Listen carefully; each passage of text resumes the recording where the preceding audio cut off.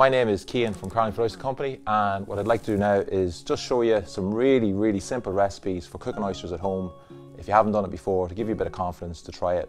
There's a couple of little hints that I want to give you, really simple ones. The very first one is, if you're buying your oysters, the shell should be tightly closed, and if you tap two oysters together, there should be a really nice solid sound off them. If you hear kind of like a coconut, you know, you clap a coconut together, that means the oyster has started to open and they're not in great condition, okay? The secret to storing oysters is there's a flat shell and a deep shell. And the deep shell is like a little bath, and if you store the oysters this way around, it stores the water inside the shell. Like this, after a day or so, the water leaks out and then the oysters start dying and they're in really poor condition. Like this, they'll store for about 2 weeks, and like this, 2 or 3 days, so it makes a huge difference. I'm going to just show you how to shuck an oyster, which is how to open an oyster. On the deep shell, there's a little kind of nose or beak, and just below the nose, there's a little space where you can stick the oyster knife nice and safely, okay?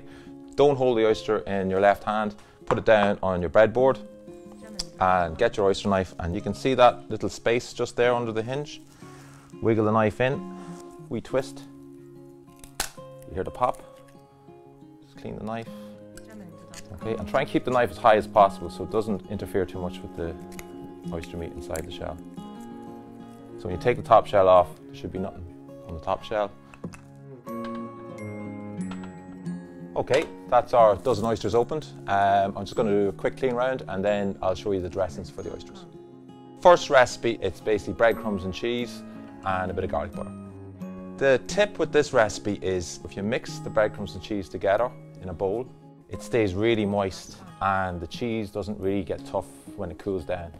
You want to put a little bit of garlic butter on the oyster first, so just about half a teaspoon of butter on each shell. And very simple, but take the oyster over to the breadcrumbs, sprinkle them on top. Okay. The second recipe is really simple.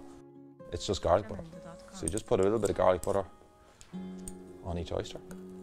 The third recipe, again, is really simple. This is just some sweet chili sauce. You just put about half a teaspoon of sweet chili sauce on each oyster.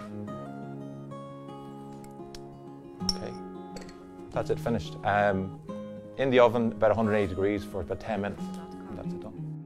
These are really simple recipes for oysters, so I want you to buy some of our oysters, take them home and try them with your friends.